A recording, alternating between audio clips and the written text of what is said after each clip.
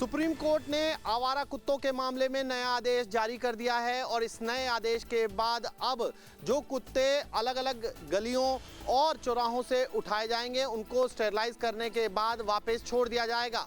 हालांकि जो अग्रेसिव कुत्ते होंगे या फिर जिन्हें रेबीज होगा उन्हें वापस नहीं छोड़ा जाएगा और शेल्टर होम्स में ही रखा जाएगा।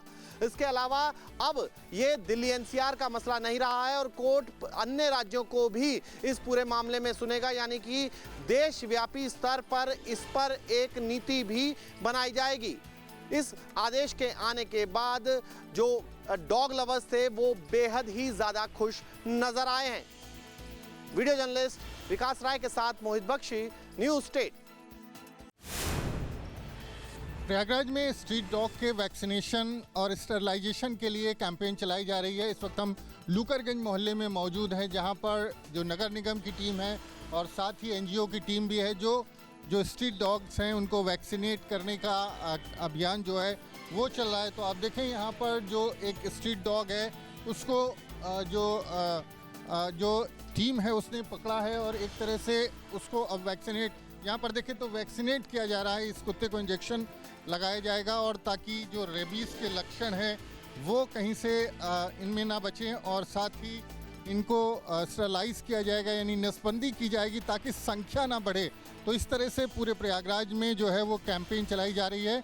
अभियान घर घर भी पहुंच करके जो नगर निगम की टीम है उसकी तरफ से चलाया जा रहा है और लोगों से लगातार ये गुजारिश की जा रही है कि वो अपने डॉग्स का रजिस्ट्रेशन कराएं। और जिस तरह से आज ही जो नगर निगम के अधिकारी हैं, पशुधन अधिकारी, उनका कहना है कि अब जो नियम हैं वो सख्त हो गए हैं। अगर कोई कुत्ता सड़कों पर घूमता है और उसका वैक्सीनेशन नहीं होता है तो उस पर नज़र रखी जाती है। साथ ही जो पेट्स हैं, जो पालतू कुत्ते हैं, उनके घरों तक पहुंच करके डोर टू डोर पहुंच करके नगर निगम की टीम उनसे रजिस्ट्रेशन कराने की अपील कर रही है ताकि उनका रिकॉर्ड जो है वो बना रहे। तो तमाम जो कुत्ते हैं उनको पकड़ करके वैक्सीनेट करने का जो अभियान है वो प्रयागराज में जारी है। तमाम जो एनजीओ हैं और साथ में नगर निगम की टीम है वो जो स्ट्रीट डॉग्स हैं उनको रेस्क्यू करके उनका वैक्सीनेशन, उनका स्टरलाइजेशन कर रही है।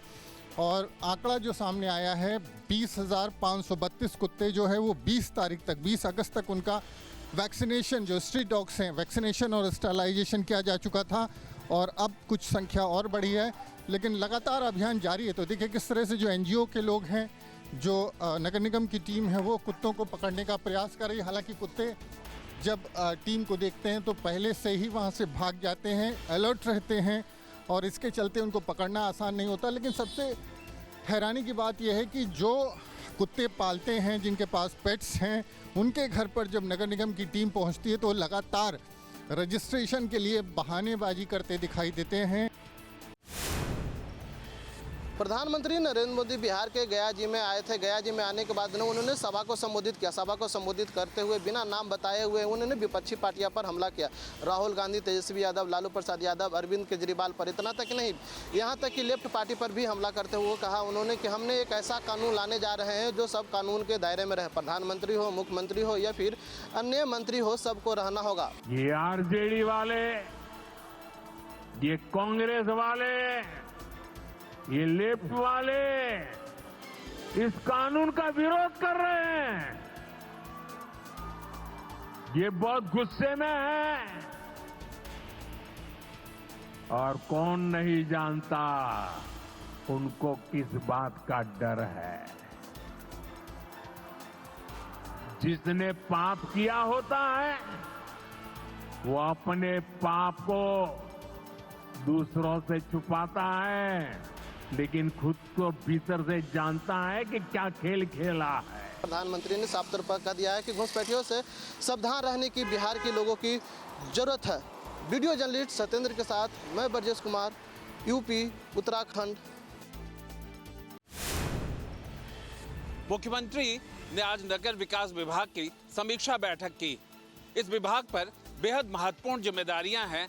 कई ऐसी योजनाएं चल रही हैं जो उत्तर प्रदेश की तस्वीर को सुधारने के लिए बेहद जरूरी है। स्मार्ट सिटी उन्हीं योजनाओं में से एक है जिसे मुख्यमंत्री ने बेहद इस पे जोर देते हुए कहा है कि इस योजना को लेकर के, स्मार्ट सिटी योजना को लेकर के प्रदेश के जो शहर हैं उन्हें बेहतर किया जाना है और साथ में इंफ्रास्ट्रक्चर पर भी जोर दिया गया कि नगर विकास को लेकर के जो इंफ्रास्ट्रक्चर बनने चाहिए उस पर सरकार ने बेहद तेजी से काम किया है। अब सुविधाओं के साथ साथ किस तरीके से नगर विकास के विकसित करने की कोशिशें लगातार विभाग को करना चाहिए।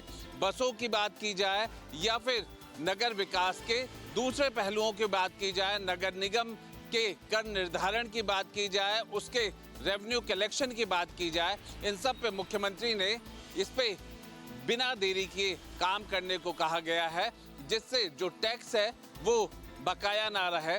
दूसरी तरफ उन्होंने इस बात पे भी कहा है कि जो निकाय के अलग अलग कहीं ना कहीं चरण है, चाहे वो जिला पंचायत हो या फिर नगर पालिका, किसी भी तरीके के इस तरह के कार्यालय उन्हें अलग से बनाया जाए जिससे वो बेहतर ढंग से काम कर सकें।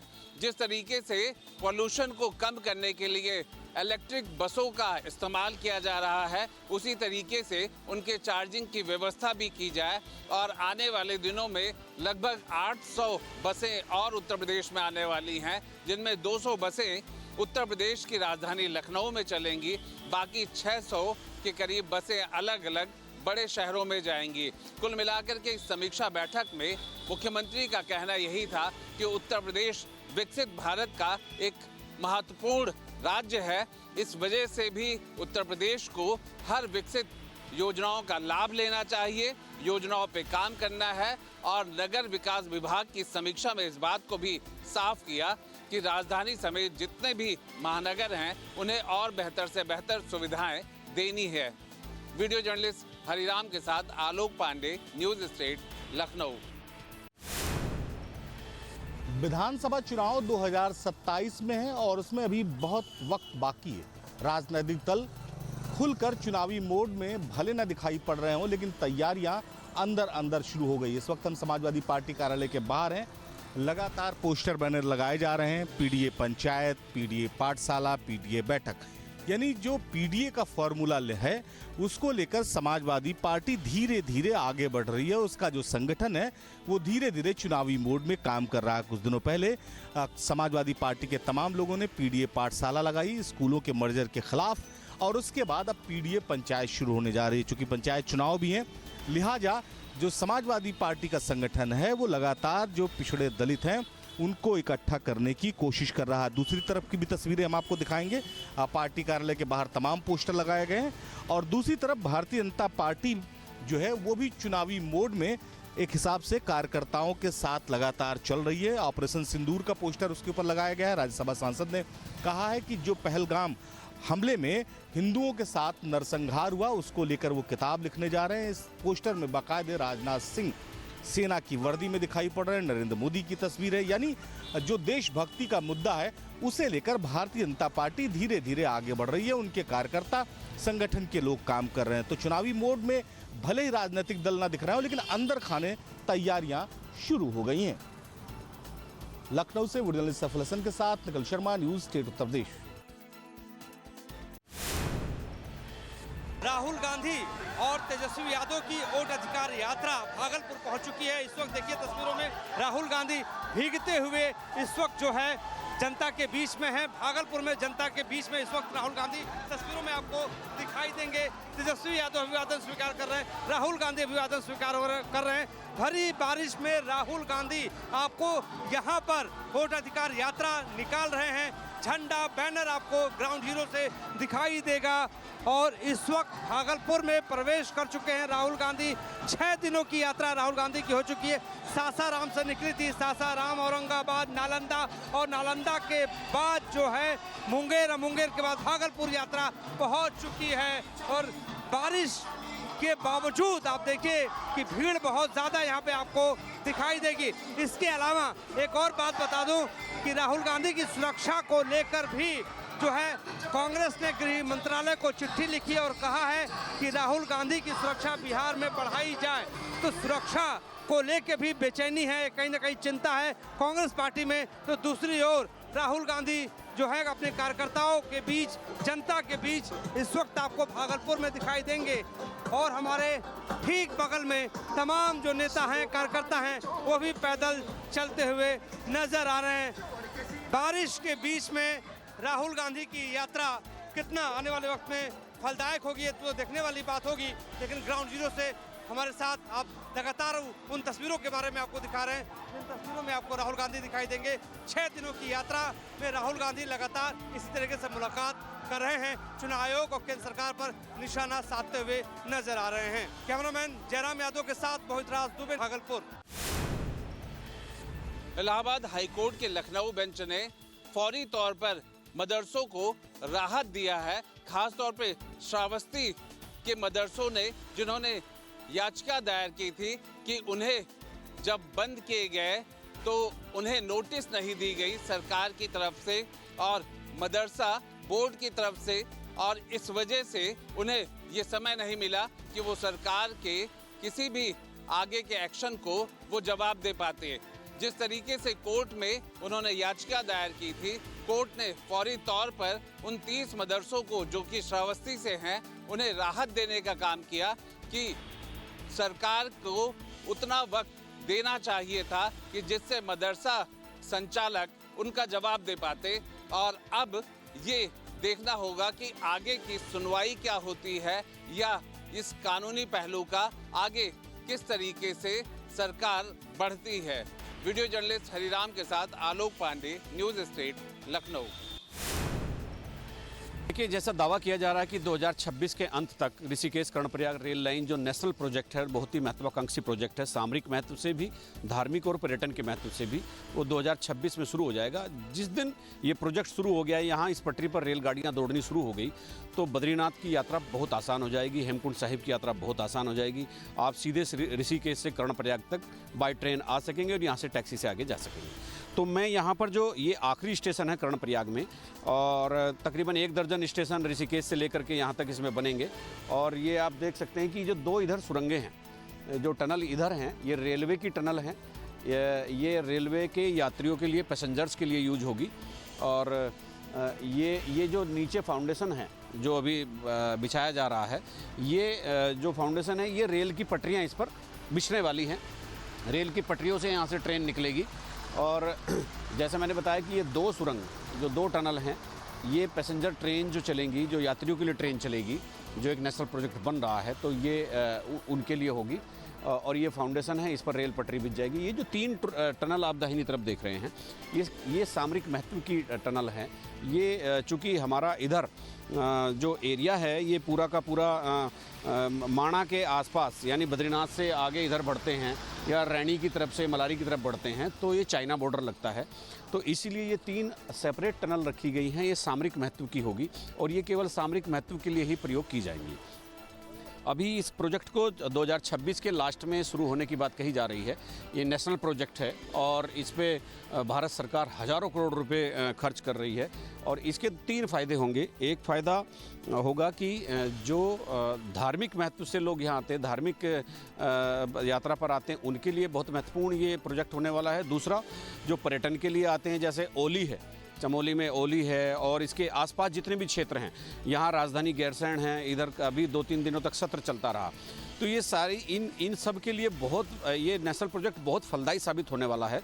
और इसके अलावा सामरिक महत्व एक बड़ा महत्व है, तो वो एक प्रमुख भी हो सकता है। और चूँकि ये मैंने बताया कि थोड़ा सा आगे चल के तकरीबन 70-80 किलोमीटर, 90 किलोमीटर आगे जाकर या 100 किलोमीटर से आगे जाकर, और दाएँ बाएँ थोड़ा सा कम भी हो सकता है, तो चाइना का पूरा बॉर्डर यहाँ पर लगा हुआ है।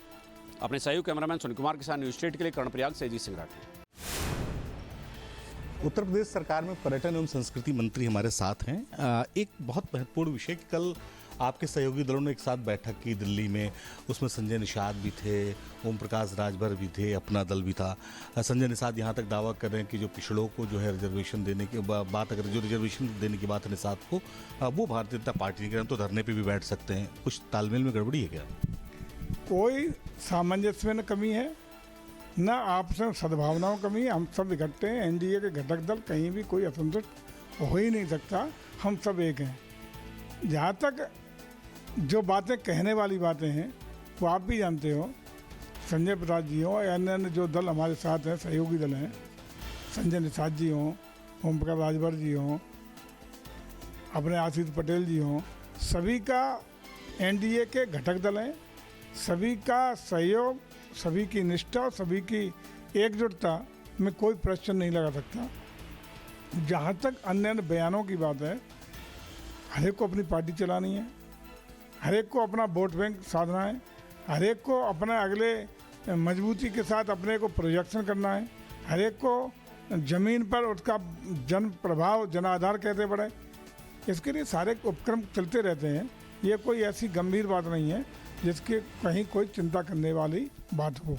बिहार में इस दौरान जो है राजनीति बहुत गर्म है। लगातार लालू यादव जो है बीजेपी पर हमला कर रहे हैं, कह रहे हैं कि प्रधानमंत्री नरेंद्र मोदी पिंडदान करने आ रहे हैं बिहार और नीतीश का। देखिए, मुझे लगता है कि बिहार के चुनाव सिर पे हैं, तो जहाँ जहाँ चुनाव जितने जितने नज़दीक आते हैं वहाँ बयानबाजियाँ और इस तरह के बयानबाजों की कोई कमी नहीं रहती। आरोप प्रत्यारोप, तरह तरह की बातें लगातार अभी तो और जैसे नज़दीक चुनाव आएगा सामने आएंगी। लेकिन एक चीज़ प्रामाणिक है, पूरा देश जानता है कि जब जब मोदी जी पर जितने हमले हुए हैं या बेबुनियाद आरोप लगाए हैं या उनके प्रति तरह तरह की मनगढ़ंत कहानियाँ लोगों ने कही हैं, तब तब जनता का और प्रचंड समर्थन और प्रचंड सहयोग, आशीर्वाद, ताकत मोदी जी को निश्चित रूप से मिलती रही है। इसका मतलब लालू जी बौखलाए हुए हैं, अपनी हार सामने दिखाई पड़ रही है, इसलिए ऊल जलूल इस तरह की बातें करने का काम कर रहा है। लखनऊ से वीडियो जर्नलिस्ट सैफुल हसन के साथ निखिल शर्मा, न्यूज़ स्टेट उत्तर प्रदेश।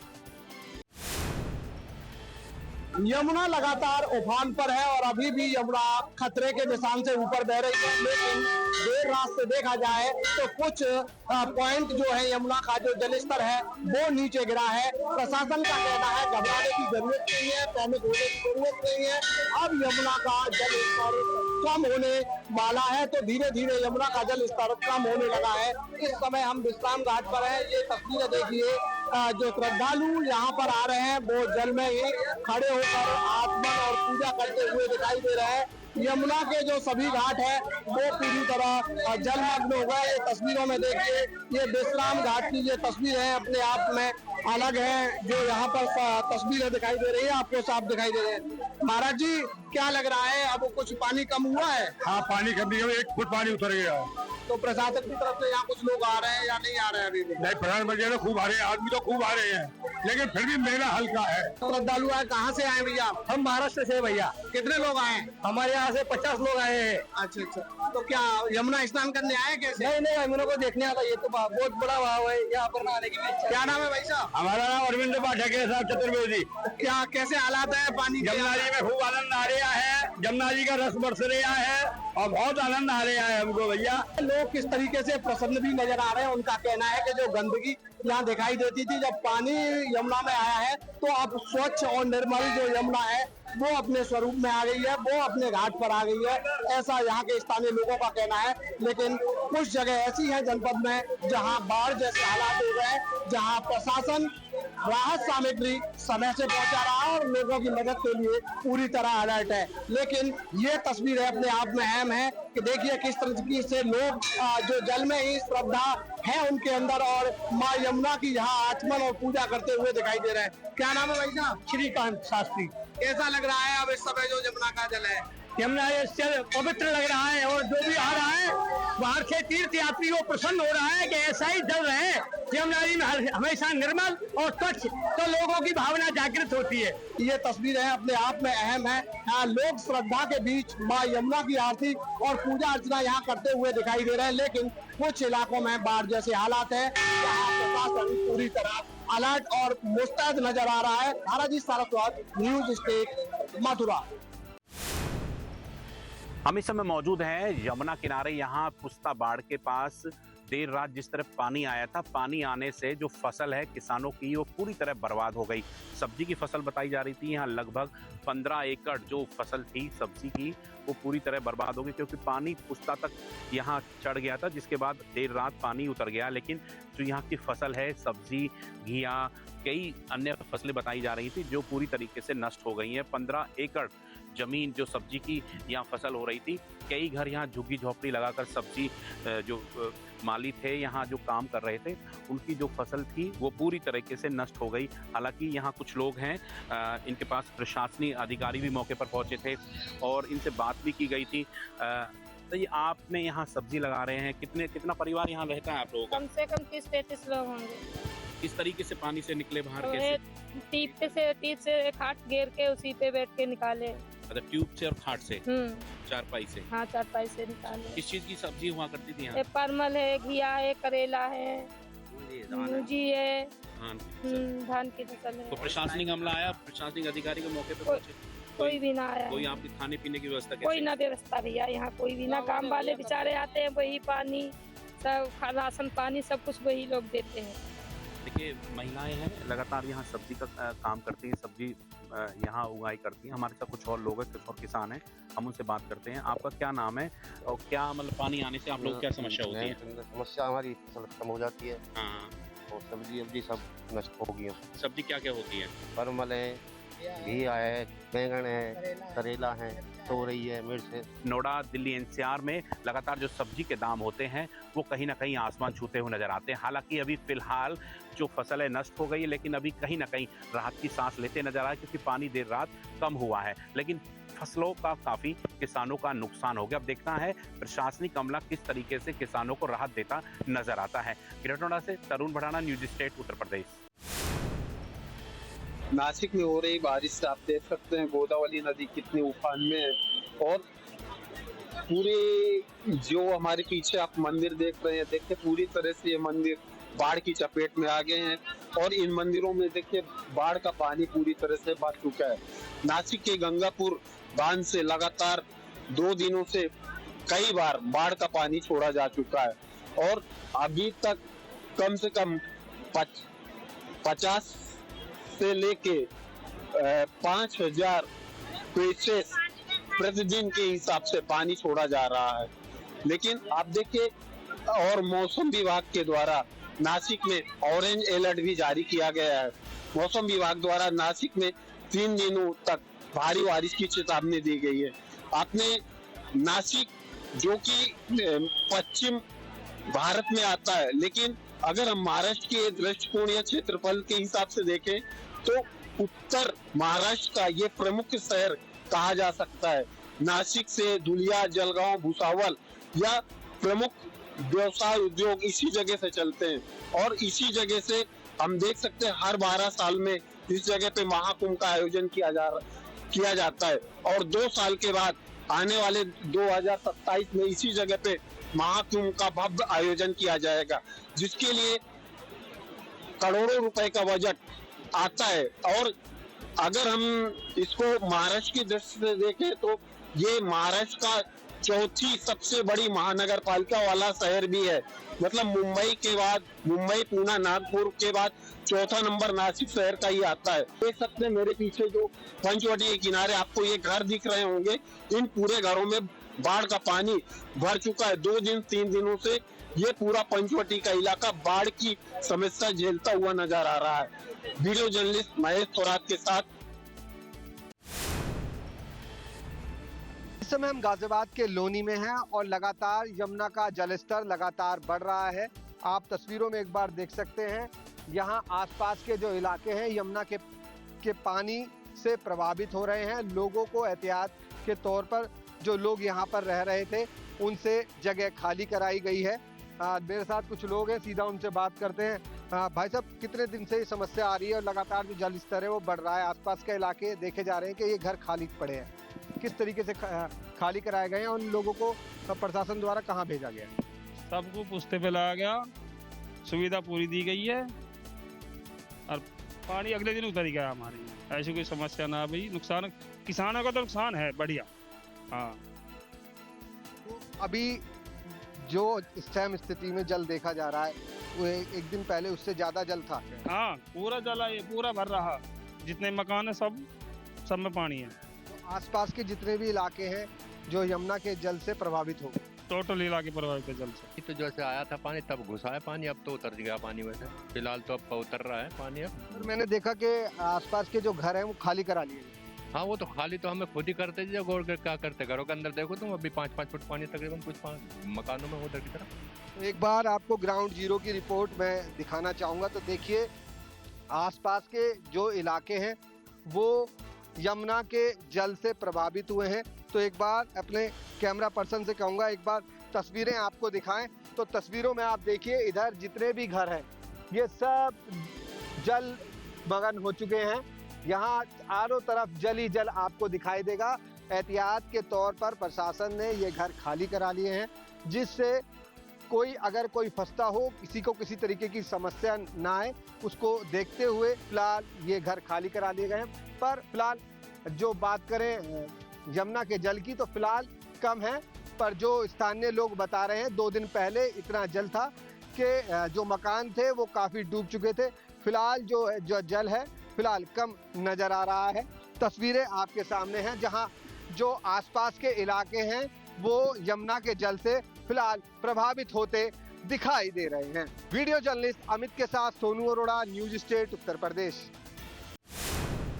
सिद्धार्थनगर जिले में भी खाद की किल्लत बरकरार है। आपको बताते चले पूरे प्रदेश में इस समय खाद को लेकर हाहाकार मचा हुआ। वहीं राज्य सरकार का कहना है कि खाद पर्याप्त मात्रा में पहुंच रही है, जबकि धरातल पे ऐसी कोई भी स्थिति नहीं दिखाई दे रही है। लोग सुबह से ही लाइन में लग जा रहे हैं खाद पाने के लिए, एक बोरा खाद यूरिया पाने के लिए, लेकिन लोगों को खाद नहीं मिल पा रहा है। आपको बताते चले चिलचिलाती धूप में किसान इस भीषण गर्मी में भी लाइन लगा के खड़ा रहता है, लेकिन खाद उनको नहीं मिल पा रही। आधार कार्ड लेकर के एक बोरी किसी को मिल जाता। भीड़ देख सकते हैं किस तरीके से लोग खाद लेने के लिए आए हुए हैं। आप आए खाद लेने? आप खाद लेने आए? कब से आए? 2 दिन से यहाँ लाइन लगाता हूँ, खाद फिर भी नहीं मिलता। क्या समस्या आ रही? क्या समस्या आ रही? क्या कह रहे हैं खाद वाले? बस आधार कार्ड ले लेते हैं, कहते हैं यूरिया खत्म हो गया, जान आदमी को भी देते हैं। खाद मिल रही है, खाद की बहुत किल्लत चल रही है, इस समय लाइन लगा के भी नहीं मिलने वाला है खाद। हाँ साहब, नहीं खाद नहीं मिल पावा, खाद 2 दिन से दौरी है, 2 दिन। आप देख सकते हैं किस तरीके से लोगों का कहना कि सुबह से ही लाइन में लग जाते हैं। यहाँ तक कि लोग 2-2 दिन से यहाँ आते हैं, आधार कार्ड जमा कर देते हैं, उसके बावजूद भी खाद नहीं मिल पा रही है। Vikrant Srivastava, news state, Siddharthnagar. दिव्य रहे और ज्योतिष देता है जीवन को दिशा। धर्म से जुड़ी हर बातों को जानने के लिए हमारे चैनल स्तुति को सब्सक्राइब करें। चैनल पर जाने के लिए इस लिंक पर क्लिक करें।